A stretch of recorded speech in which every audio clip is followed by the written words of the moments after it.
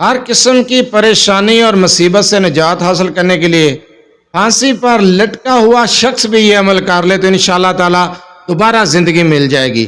ہر قسم کی پریشانیوں سے نجات حاصل کرنے کے لیے، مصیبتوں سے نجات حاصل کرنے کے لیے چند گھنٹوں کے اندر ہر قسم کی مصیبت پریشانی سے نجات پائیں گے۔ صرف چھوٹا سا عمل ہے، جو عمل آپ کو بتانے جا رہا ہوں یہ عمل کر لیں، ہر قسم کی پریشانی مصیبت مشکلات سے نکل آئیں گے انشاءاللہ تعالی۔ اعوذ باللہ من الشیطان الرجیم، بسم اللہ الرحمن الرحیم۔ لا تعداد درود و سلام نبی کریم صلی اللہ علیہ وسلم پر اور آپ صلی اللہ علیہ وسلم کی آل پر۔ آج کا وظیفہ مصیبت پریشانی اور مشکلات سے نکلنے کے لیے ہے۔ چند گھنٹوں کے اندر ہر قسم کی مصیبت اور پریشانی ختم ہو جائے گی۔ یہ مجرد وظیفہ کر لیں۔ وظیفے کی طرف جانے سے پہلے آپ سے چھوٹی سی گزارش ہے، چینل کو سبسکرائب، ویڈیو کو لائک اور شیئر کر دیا کریں۔ یہ آپ کی طرف سے آپ کی محبت، آپ کا خلوص اور ہمارے لیے حوصلہ افزائی ہوتی ہے۔ اگر آپ اپنے مسائل کے بارے میں مجھ سے رابطہ کرنا چاہتے ہیں تو رابطہ کرنے کا ٹائم ہر ویڈیو میں بتایا جاتا ہے کہ رات 8 سے 10 بجے تک رابطہ کر سکتے ہیں۔ دن کے وقت کال میسج سے گریز کیا کریں، مصروفیات کی وجہ سے آپ کی کال اٹینڈ نہیں کی جاتی، میسج کا جواب نہیں دیا جاتا، تب اعتراض کیا جاتا ہے۔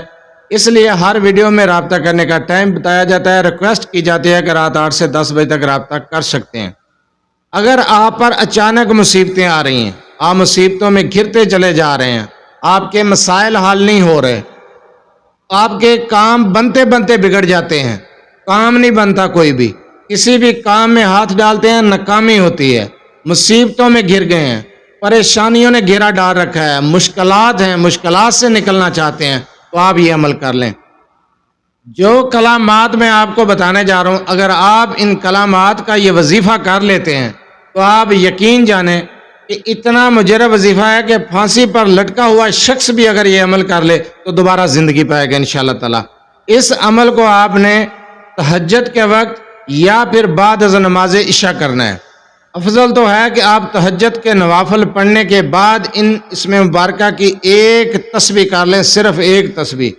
ہر قسم کی پریشانی اور مصیبت سے نجات پائیں گے، ہر قسم کی مشکلات سے نکل آئیں گے، آپ کے بگڑے ہوئے کام بھی انشاءاللہ تعالی سنور جائیں گے۔ جس کام میں ہاتھ ڈالیں گے آپ کو کامیابی ملے گی، آنے والی مصیبتوں پریشانیوں سے محفوظ رہیں گے۔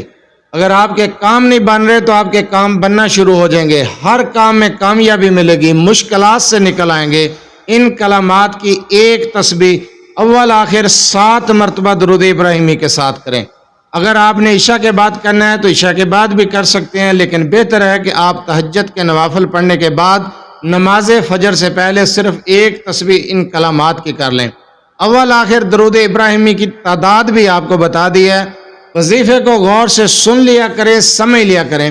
وظیفہ سمجھنا ہے ویڈیو کو دوبارہ دیکھ لیا کریں، آسان الفاظ میں وظیفہ سمجھایا جاتا ہے، بالکل آسان الفاظ میں وظیفے کو مکمل طریقے سے سمجھایا جاتا ہے۔ جو وظیفہ بتایا جاتا ہے اس کے بارے میں سوال کرنے کی کوئی ضرورت نہیں ہے، کیونکہ مکمل طریقے سے سمجھا دیا جاتا ہے۔ سارا دن میسج آتے ہیں کہ کل آپ نے ویڈیو بنائی ہے، فلاں وظیفہ بتایا ہے، اس کا ہمیں دوبارہ بتا دیں۔ یہ ویڈیو بن رہی ہے، اس میں وظیفہ مکمل طریقے سے بتا دیا جاتا ہے، غور سے سن لیا کریں۔ جو کلمات بتا رہا ہوں ان کو بھی غور سے سن لیں، صرف ایک تسبیح بعد از نماز عشاء یا تہجد کے نوافل پڑھنے کے بعد فجر سے پہلے۔ کلمات کیا ہیں؟ یا رحمانو یا رحیمو بحق کی بسم اللہ الرحمن الرحیم۔ آسان الفاظ ہیں، یا رحمانو یا رحیمو بحق کی بسم اللہ الرحمن الرحیم۔ صرف یہ کلمات ہیں، لمبا چوڑا وظیفہ نہیں، چھوٹا سا عمل، چھوٹا سا وظیفہ ہے، تھوڑا سا ٹائم لگے گا، مختصر سا عمل ہے۔ آپ یہ عمل کریں، ایک تسبیح کر لیں، چند گھنٹوں کے اندر انشاءاللہ تعالی آپ کی پریشانیاں مصیبتیں دور ہو جائیں گی، ہر قسم کی مشکلات سے نکل آئیں گے۔ جس کام میں ہاتھ ڈالیں گے کامیابی ملے گی۔ کامیابیاں حاصل کرنے کے لیے بہت مجرب وظیفہ ہے، بہت مجرب عمل ہے۔ بگڑے ہوئے کام بھی انشاءاللہ تعالی سنور جائیں گے، ہر کام میں کامیابی پائیں گے، مشکلات اور مصیبتوں سے نکل آئیں گے۔ اس عمل کو کریں انشاءاللہ تعالی، اس عمل کی برکت سے آپ کے تمام مسائل حل ہو جائیں گے۔ جزاک اللہ۔